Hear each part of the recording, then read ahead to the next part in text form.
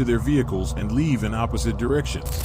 Investigators would later determine that none of these moments were accidental and that the story had already begun long before the crime itself. Before we dive deeper, let us know in the comments where you're watching from. We'd love to hear from you. And don't forget to hit that subscribe button so you never miss any of our upcoming videos. In early April 2023, Nia Whitaker, 34, lived alone in a condominium she owned outright in Plano, Texas. The unit was part of a multi-level residential building managed by a homeowners association, with shared parking and controlled access. Nia worked as a compliance manager for a regional logistics firm based in the Dallas-Fort Worth area. Her role involved auditing contracts, monitoring regulatory adherence, and reviewing internal risk reports. Colleagues described her as methodical and reserved. She earned a stable salary, carried no long-term debt, and maintained a strong credit profile that she actively monitored. Financial independence was a deliberate priority for her, not an incidental result. Nia handled her personal administration with the same structure she applied at work. Bills were scheduled automatically. Account alerts were enabled for any changes in balances or inquiries. Contracts, including utilities and insurance, were reviewed line by line before approval. Friends later told investigators that Nia disliked improvisation in matters involving money or legal responsibility. She avoided shared accounts and had never co-signed a loan for anyone prior to 2022.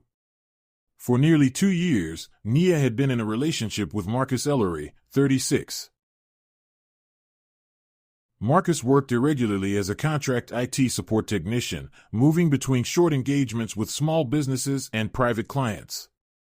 He maintained a separate mailing address and did not appear on any ownership or lease documents connected to Nia's residence.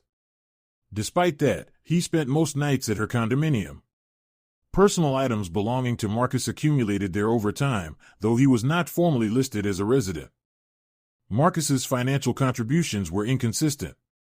He occasionally transferred money for groceries or utilities but did not commit to a fixed amount. When asked, he attributed gaps to delayed invoices, temporary contract pauses, or clients who had not yet paid. These explanations were framed as short-term issues. Nia accepted them initially, viewing the arrangement as transitional rather than permanent. From the beginning, Marcus positioned himself as helpful in administrative matters. He volunteered to manage online subscriptions, offered to streamline digital accounts, and suggested consolidating service logins for simplicity. He discouraged paper correspondence, stating that physical mail was inefficient and insecure. Over time, Nia allowed him limited access to shared services such as streaming platforms and delivery apps.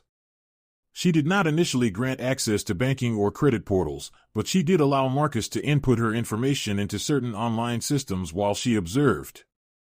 By late 2022, Marcus had begun redirecting some deliveries and correspondence. He explained this as a convenience measure when Nia was traveling for work or working late. Nia later told a colleague that she found the behavior mildly intrusive but not alarming. There were no overt arguments about finances during this period, and Marcus avoided discussions that required documentation or written confirmation. He preferred verbal explanations and reassurances. In January 2023, Nia received her first credit alert that she could not immediately explain. It involved a soft inquiry from a lender she did not recognize. She assumed it was an error and planned to review it later. Over the next several weeks, additional alerts appeared, followed by mailed notices from financial institutions. Some were addressed correctly, others listed variations of her address that matched locations Marcus had previously used for deliveries. In early March 2023, Nia requested full credit reports from multiple bureaus. The reports showed several personal loans and service contracts opened in her name within the previous 6 months. The applications listed contact numbers and email addresses that were not hers, though they were accessible from devices Marcus regularly used. None of the funds from the loans appeared in Nia's accounts. The total liability exceeded what she could resolve informally. Nia confronted Marcus after confirming the information. The discussion did not take place inside the residence. On April 3, 2023, in the early evening, she met him outside the building entrance and refused to allow him back inside. She presented copies of the reports and asked for an explanation. Marcus denied intent to harm and described the actions as temporary borrowing, insisting he planned to resolve everything once his work stabilized. Nia rejected that explanation. In the days immediately following the breakup, there was no direct communication between Marcus Ellery and Nia Whitaker. From April 4 through April 9, 2023, Marcus sent no text messages, made no phone calls, and did not attempt to enter the condominium building where Nia lived. He did not request access to retrieve his belongings or propose any form of mediation. To coworkers and acquaintances who were aware of the separation, it appeared that the relationship had ended without escalation. This impression did not align with Marcus's movements during that same period. A sedan registered in his name was recorded multiple times in areas connected to Nia's routine. On April 5 and April 6, the vehicle was observed parked along a frontage road across from the logistics firm where Nia worked in Plano. The timing of these appearances coincided with standard business hours. On 2 evenings, the same vehicle was documented idling for extended periods near a fitness center Nia visited after work. On April 8, the sedan passed repeatedly through the parking lanes of a grocery store Nia frequented on weekends, making several slow loops before exiting. Nia became aware of Marcus's presence on 2 occasions. Once, she noticed his car near her workplace as she left the building. On another day, she saw the vehicle as she exited the gym. She did not confront him or change her route. According to a later statement, she believed the encounters could be coincidental and chose not to respond. She had already decided that further personal interaction would complicate matters she intended to resolve formally. During this period, Nia focused on documenting the financial activity connected to her identity. She assembled printed copies of her credit reports, loan disclosures, service contracts, and lender correspondence. She cross-referenced dates, application times, and listed contact information. She changed passwords on her primary email accounts, banking portals, and credit monitoring services. She also enabled additional authentication measures and removed devices she did not recognize from account access lists. On April 7, 2023, Nia scheduled a consultation with a financial crimes attorney based in Collin County. The appointment was set for the following week. Her intent was to file sworn affidavits contesting the loans, initiate fraud reports with lenders, and seek guidance on potential criminal exposure resulting from accounts opened in her name. She informed one colleague that she was cleaning something up and expected to be unavailable for several days. She did not provide details and did not notify Marcus of her plans. Marcus's behavior during this time showed increasing structure. He adjusted his driving patterns to avoid approaching Nia directly while remaining within visual proximity. Records later showed that he often arrived at locations before she did and left shortly after she departed. At no point did he attempt face-to-face contact. The lack of overt interaction appeared deliberate rather than accidental. On April 9, footage from a parking facility near Nia's workplace captured Marcus sitting alone in his vehicle for approximately 50 minutes. He did not exit the car. His position provided a clear view of a building entrance used by employees. He departed without interacting with anyone. The footage did not show agitation or erratic behavior. His posture remained still for most of the time. Later that same day, Marcus stopped at a convenience store located near an industrial corridor several miles away from Nia's residence. Video from inside the store showed him engaged in a loud phone conversation. He gestured repeatedly, paced near the counter, and raised his voice. The other party to the call was not visible or audible. At no point did Marcus mention Nia by name. The exchange appeared performative rather than spontaneous, drawing attention from other customers before ending abruptly. Marcus exited the store without making a purchase. On April 17, 2023, at approximately 10:40 a.m., Marcus Ellery was recorded stopping at a gas station located near an industrial zone in Irving, Texas. The location sat adjacent to a network of service roads primarily used by commercial vehicles, maintenance crews, and delivery drivers. Marcus arrived alone in his sedan. Less than 2 minutes later, a second vehicle pulled alongside him at a neighboring pump. The driver was later identified as Deshaun Price, 38, a repo driver based in Tarrant County. The two men did not enter the station together. They remained near their vehicles and spoke briefly. The interaction lasted under 5 minutes. No physical exchange was visible. Both vehicles departed separately, heading in opposite directions. Cell phone records later showed that Marcus and Deshaun had exchanged multiple short calls in the days leading up to April 17th. Those calls stopped shortly after noon that day. At the time of the gas station meeting, Nia Whitaker was at work. Her schedule for that Monday was not publicly known, but internal logs from her employer showed that she left the office at 3:12 p.m., earlier than usual. She did not notify her supervisor of the reason, which was permitted under company policy for salaried staff. At 3:38 p.m., Nia's phone connected briefly to a cellular tower serving a service road corridor several miles from her workplace. The road was commonly used by delivery trucks accessing warehouses and utility sites. After that connection, her phone stopped responding to calls and messages. It did not reconnect to the network. When Nia failed to return home that evening, there was no immediate report. She lived alone and had not indicated specific plans. Her body was discovered later that night by a municipal worker conducting routine checks along the service road. Emergency responders pronounced her dead at the scene. The medical examiner was notified, and local law enforcement secured the area. The initial assessment indicated a sudden confrontation. There were no signs of prolonged struggle. The location was isolated enough to limit witnesses but accessible by vehicle. Nia's personal belongings were nearby, and there was no immediate indication of robbery.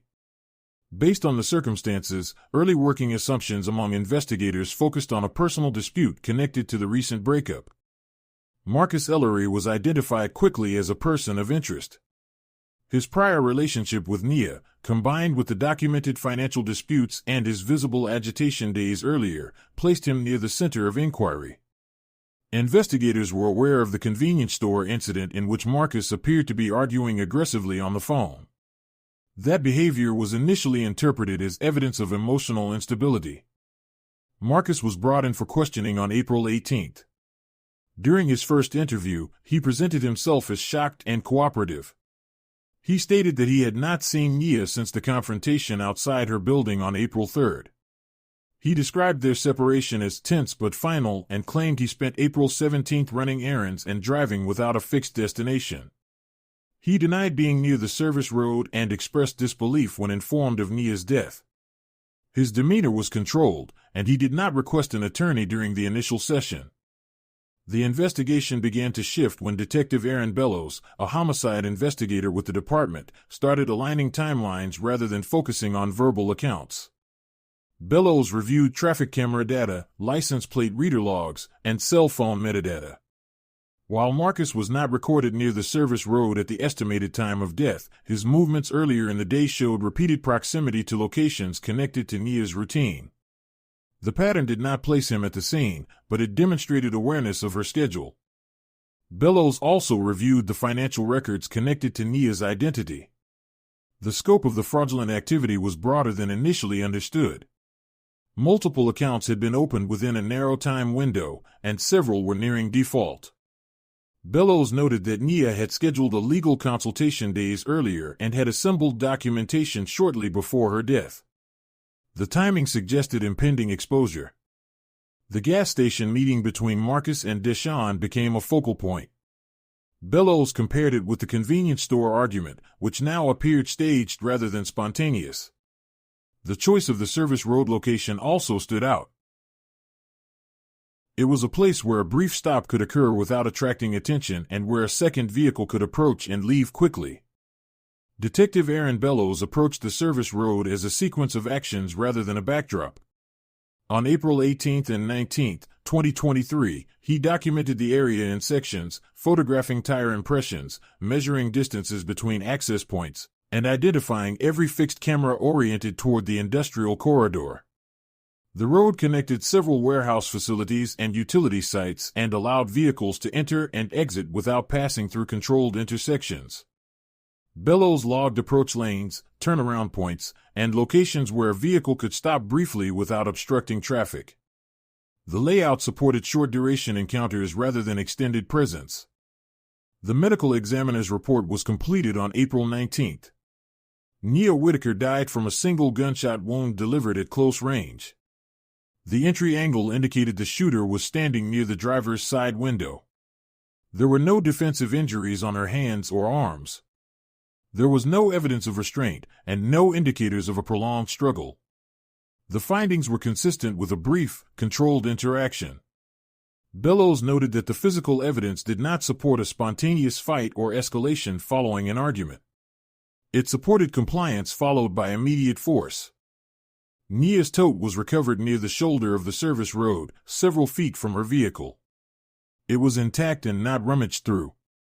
Inside, investigators found a printed packet consisting of credit reports, lender notices, and service agreements dated within the previous week. The documents matched those Nia had been assembling at home. Also inside the tote was a business card for a financial crimes attorney in Collin County and a handwritten list of account numbers and creditor names. The presence of these materials indicated that Nia was in the process of preparing formal complaints at the time of her death. Her vehicle showed no signs of forced entry or damage. The doors were unlocked. The ignition keys were not located at the scene. Bellows interpreted this as an indication that Nia stopped voluntarily and exited or partially exited the vehicle before being confronted. The absence of a struggle suggested that she did not perceive immediate danger until the final moment. The setting allowed a second vehicle to approach closely without notice. Marcus Ellery's first statement to investigators remained brief and nonspecific. He reiterated that he had not seen Nia since April 3rd and claimed he spent April 17th driving between errands without a fixed schedule. He provided no receipts or witnesses to support the claim. Bellows compared Marcus's statement with traffic camera data and license plate reader logs. The records placed Marcus's sedan near Nia's office complex during the morning, near her gym in the early afternoon, and moving toward the industrial zone later in the day. Each appearance was separated by enough time to appear incidental when viewed individually, but together they formed a coherent pattern aligned with Nia's routine. The gas station meeting recorded earlier that day became central to Bellows's analysis. He requested enhanced copies of the footage and reviewed it frame by frame. The second individual was identified as Deshaun Price, 38, a repo driver with prior arrests related to fraud and false documentation. Deshaun's work involved vehicle recovery in industrial areas similar to the service road where Nia was killed. When initially contacted, Deshaun denied knowing Marcus and claimed he had stopped at the gas station by coincidence. Bellows compared Deshaun's denial to the video evidence. The body language between the two men suggested familiarity rather than a chance encounter.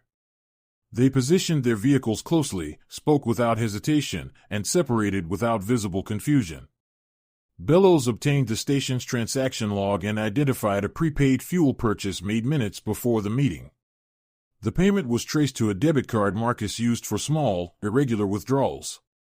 The purchase did not align with Marcus's claim that he was simply running errands without a plan. A second piece of footage altered the direction of the case. A warehouse gate camera positioned near the service road captured a dark sedan entering the lane at a time consistent with Nia's last phone signal. The vehicle remained out of view for several minutes before exiting the same way it entered. The driver's face was obscured by glare and angle, but the rear license plate was visible. The vehicle was registered to Deshaun Price. Marcus's vehicle was not present at the scene, but Deshaun's was. Bellows concluded that the absence of Marcus at the service road did not exclude him, it supported coordination. He prepared affidavits for search warrants covering Deshaun's sedan, his banking records, and associated phone data. He also requested warrants for additional financial records tied to Marcus, including storage rentals and secondary devices. Deshaun Price was interviewed on April 20, 2023. He arrived alone and presented himself with controlled composure. He identified himself as a repo driver and stated that his work often placed him near industrial facilities and service roads. When asked about April 17, he offered an alibi that consisted of routine errands and vehicle-related work. His tone remained neutral, and he appeared prepared for questioning. He denied involvement in any violent act and initially denied knowing Marcus Ellery beyond a brief encounter. Detective Aaron Bellows did not challenge Deshaun's demeanor. Instead, he focused on the order of events. License plate reader data placed Deshaun's sedan entering the service road corridor during the window when Nia Whitaker's phone last connected to the network. Minutes later, the same vehicle was recorded exiting the area and later appeared at a toll point leading back toward the city grid. The sequence showed no deviations consistent with detours or unrelated stops. When confronted with this data, Deshaun altered his account. He claimed that his vehicle had been borrowed earlier that day. He could not provide a name, contact information, or explanation for the borrower's destination. He also could not explain why his own phone showed no activity during the same time frame.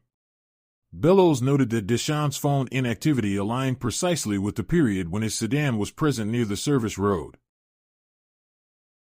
Bellows then asked about the gas station meeting with Marcus Ellery. Deshaun stated that he did not remember the interaction and suggested it may have been coincidental. Bellows presented still images from the footage showing the two men standing close, oriented toward each other, and separating without hesitation. Deshaun did not offer further clarification. Later that day, Bellows served a search warrant on Deshaun's sedan. Forensic technicians examined the interior and trunk.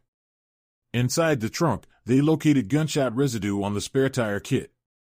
The residue pattern was consistent with proximity to a recently discharged firearm. Technicians also recovered a single latex glove wedged beneath the trunk liner. Laboratory analysis identified a mixed DNA profile on the glove. One contributor matched Deshaun Price. The second contributor was unidentified at that stage. Marcus Ellery was interviewed for a second time on April 21. His approach differed from his initial statement. He admitted to opening accounts in Nia Whitaker's name but characterized the activity as temporary borrowing rather than fraud. He stated that he intended to repay all lenders once he secured stable employment. He claimed that Nia was aware of financial difficulties and had exaggerated the situation. He denied any involvement in her death. Marcus also addressed the gas station meeting. He described Deshaun as a stranger he met while attempting to purchase a used phone. Bellows asked why no phone was recovered and why the interaction occurred at a location far from Marcus's usual routes. Marcus did not provide documentation or follow-up details. Bellows then introduced evidence from a separate financial inquiry. Investigators had recovered a prepaid storage unit rented under a false name. Payment records showed the unit was paid for using Marcus's debit card. Inside the unit, officers located a burner handset. Call detail records showed repeated contact between the burner phone and Deshaun's number over several days leading up to April 17. All activity on the burner stopped within hours of Nia's death. Additional banking analysis revealed a cash withdrawal made by Marcus on the morning of April 17. That same day, a deposit of a similar amount appeared in Deshaun's account, labeled as a tow fee. There was no corresponding tow record, invoice, or service documentation. The timing and description were inconsistent with Deshaun's usual business activity. Bellows revisited the convenience store incident from April 9. In light of the new evidence, the argument appeared less like uncontrolled anger and more like preparation. It created a visible record of volatility that could later support a claim of emotional escalation. The timing placed it days before the killing, not immediately after the breakup. Deshaun Price was brought back in for a follow-up interview. This time, Bellows presented the glove DNA results, the banking transfer, the burner phone records, and the warehouse gate footage. Deshawn's responses became shorter. He asked for clarification multiple times and requested breaks. The certainty he had displayed earlier began to erode as the evidence was laid out in sequence. The separation between his vehicle, his phone, and his statements could no longer be reconciled. According to Deshawn's statement, Marcus contacted him several days earlier and proposed a paid task. Deshawn said Marcus initially described it as a scare, explaining that his former girlfriend was threatening him financially and needed to be intimidated into backing off. Deshawn stated that Marcus framed the request as low risk and time limited. He agreed, believing the encounter would not involve physical harm. Deshawn reported that on the morning of April 17, Marcus called again and altered the instructions. He said Marcus was agitated and repeated that Nia was about to ruin him. Deshawn stated that Marcus told him Nia was preparing to meet an attorney and that once she did, the financial activity connected to her name would be exposed. According to Deshawn, Marcus said there was no longer time for intimidation and that the situation needed to be resolved immediately. Deshawn stated that Marcus instructed him to wait until Nia stopped her vehicle, approach closely, act quickly, and leave without taking anything. Deshawn admitted that he followed those instructions. He described waiting on the service road until Nia's car slowed and stopped. He said the interaction lasted seconds. He confirmed that he fired a single shot at close range and returned directly to his vehicle. He stated that he disposed of the weapon separately and returned to the city without contacting Marcus again that day. Detective Aaron Bellows evaluated the confession against the physical and digital evidence. Deshawn's description of the approach lane matched the tire impressions documented at the scene. The timing he provided aligned with the warehouse gate footage and the window in which Nia's phone last connected to the network. There were no unexplained gaps in the sequence he described. The confession was internally consistent and corroborated by independent records. Marcus Ellery was arrested and charged shortly after Deshawn's statement was documented. Marcus denied directing or arranging the killing. His defense emphasized physical separation, arguing that Deshawn acted independently and that Marcus was not present at the scene. Marcus maintained that his meeting with Deshawn involved electronics and that any financial transfers were unrelated. Investigators countered that narrative with the cumulative record. The burner phone recovered from the storage unit showed sustained contact between Marcus and Deshawn leading up to April 17 and immediate silence afterward. The storage unit itself was paid for with Marcus's debit card despite being rented under a false name. Banking records showed a cash withdrawal by Marcus followed by a same-day deposit into Deshawn's account labeled as a service fee. No legitimate service was documented. Nia Whitaker's tote and its contents were introduced as evidence of motive. The printed credit reports, lender notices, and handwritten account list demonstrated that she was preparing to report identity fraud. Her scheduled consultation with a financial crimes attorney established a clear deadline for exposure. Investigators concluded that Marcus's financial dependence on accounts opened in Nia's name had escalated to criminal liability he could not manage or repay. The convenience store incident from April 9 was reframed in court filings as preparation rather than impulse. Prosecutors argued that Marcus created a visible record of agitation to support a later claim of emotional escalation. When placed alongside the financial trail and the burner phone activity, the argument appeared structured rather than spontaneous. The case proceeded to trial in 2024 in Dallas County. Deshawn Price was convicted of murder and sentenced to life imprisonment. Marcus Ellery was convicted of conspiracy to commit murder, evidence tampering, and multiple counts of fraud related to identity theft and financial deception. He received a sentence totaling several decades.